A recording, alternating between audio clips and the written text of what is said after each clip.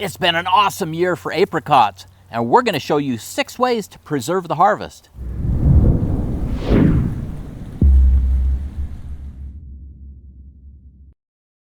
Hey, Provident Preppers, I'm Jonathan. And I'm Kylene, and we love apricots. But where we are, we only get apricots every few years. The frost is too early, so the years that we get apricots, we are thrilled. And we have already preserved 3 trees of apricots, and we planted them so that they're not all the same variety, and they ripen. One ripens earlier than the other, so we've got that little span.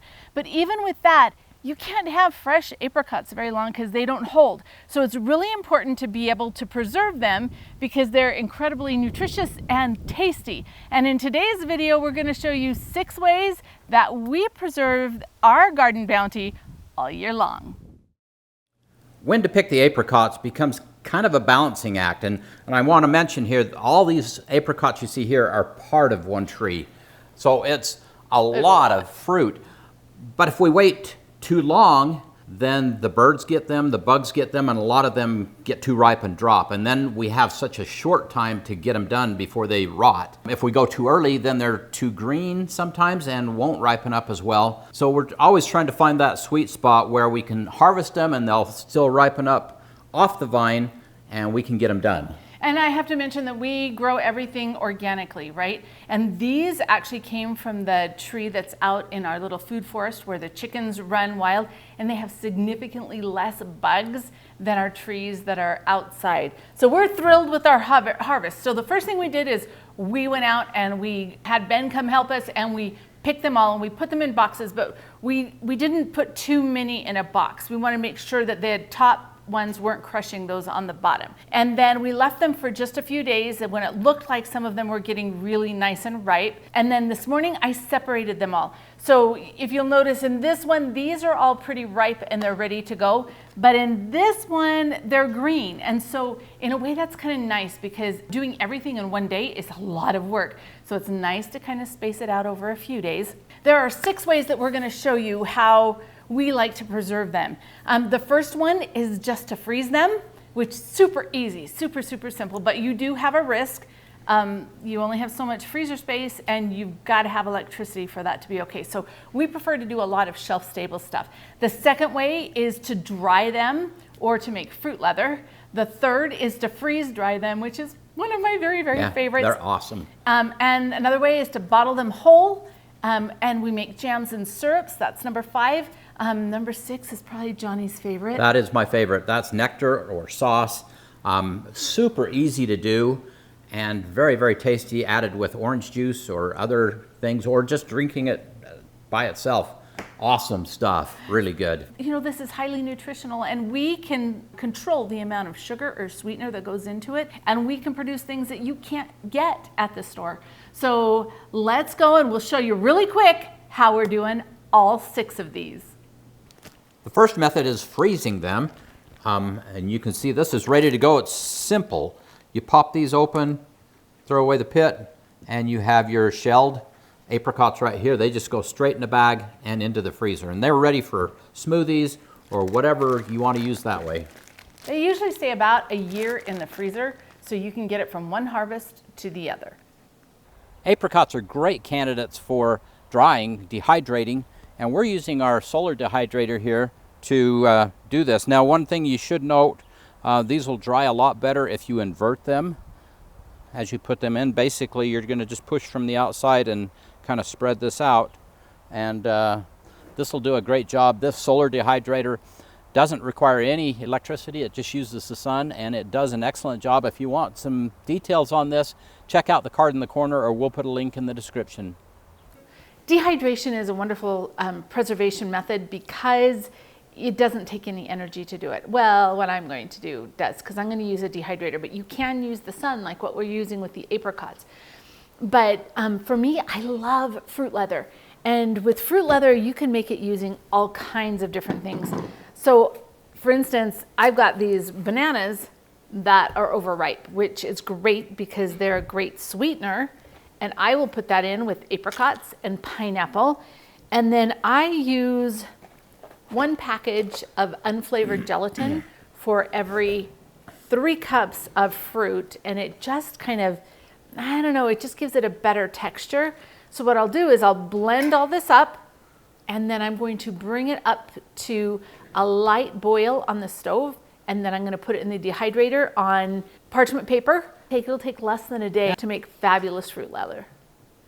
Okay, number 3 is freeze drying the apricots, and that is one of my very favorite things to do with the apricots, because I love to just eat the freeze-dried apricots as a snack. It's got that little bit of crunch that you need sometimes. These are the trays for the cube, and we will put it in there. One of the problems with the freeze dryer is that there's limited capacity when you've got all this fruit, and then it'll probably take about 35 hours for this to freeze dry.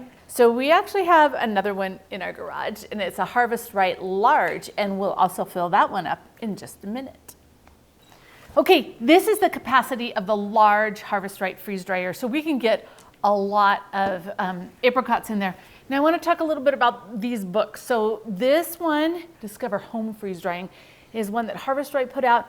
It's a good basic book, but this only beginner freeze drying book you'll ever need, it's fantastic. Like, it's got sections where you can look up any vegetable you want to freeze dry or any fruit, and it just really goes through and teaches you about freeze drying. It's been needed for a long time. The Harvest Right one is great that it has some really super fun recipes in it. This one is kind of more like a basic freeze drying book and a reference book. So I found this one super, super good. So we're gonna stick these in and yeah, have a lot of freeze-dried apricots. Number 4 is probably the easiest way to preserve apricots. You just pit them and put them in the jar face down. Now, you'll notice that I'm not that careful when I put them in. That's it, and then John takes over. Yeah, and then we add, you can just add water if you wish. You can do a syrup. You can do a fruit juice like apple juice or grape juice, whatever, but make sure that you're using an authorized recipe. I recommend you go to the National Center for Home Preservation because they have recipes that are tested and they've got the safety features built in. So you're just going to fill these jars within you're going to leave a 1/2 inch headspace, put your lids on, and process in our area for 40 minutes because these are raw pack, and they'll process for 40 minutes. And because we are at 5,000 feet, we're at the higher elevation, so we do Right. have to process things longer. So make sure you check out what's right for you. And that ball book should have information in it too. Yeah. Number 5 is jams and syrups. And this is awesome. This is the preservation room. And what do we keep in the preservation room? Delicious jams and jellies. This is really easy to make. I love this. I love apricot pineapple is absolutely my favorite jam. And it's really very easy to make. We just cook this, add some sugar to taste, and some pectin, let it boil, put it in jars, and water bath can it. It is so awesome, especially in the winter, but anytime. Number 6 is apricot nectar, and this is one of my favorites. This and the jam are just so awesome to me. And this is really easy to make, very easy to make. All we do is we pit the apricots, and you want to make sure you do a good job of pitting. And sometimes I accidentally throw a pit in. It messes with the machine. If that pit gets in there, it kind of busts things up. So after you've pitted them, you just cook them so that they're nice and soft, and then they get strained through this. This is our Weston fruit processor, strainer, and this just makes the job so easy. It makes it so easy. Yeah, we do apples in it, we do tomatoes in it, we do plums in it, and it just takes all the skin off, and right out here comes all the nasties, and underneath here is all the wonderful fruit. So right. We'll leave a link in the description for this device if you're interested. It just makes the job so much easier. So after we've strained it, it's just a matter of putting it in the jars? Yeah, we put it in a pot, and if we want to add some sugar, we'll add some sugar to it. You don't have to, but we usually add just a little bit. And then it goes in the jars and gets processed in the canner, and it's really done. fast and easy. And it's wonderful because, like, John loves it mixed with a little bit of orange juice. Absolutely. It is his, like, happy drink. But you can use it in all kinds of different recipes. And so that's just one more way that we like to process our fruit. So good. All right, so you can see now that an apricot tree in your yard is a really good investment because you can make so much with it. Now, if I have apricots like this, that once I've picked them off the tree, the shelf life is only, quite frankly, a few days, maybe a week. If you refrigerate them, you'll get a little bit longer. But for preppers, we still have a whole year, right, that we've got to eat. So these are some of the ways that you can preserve it. We talked about freezing, and great, because all you do, wash them, throw them in the bag, stick them in the freezer, and they'll be good for 6 months to a year.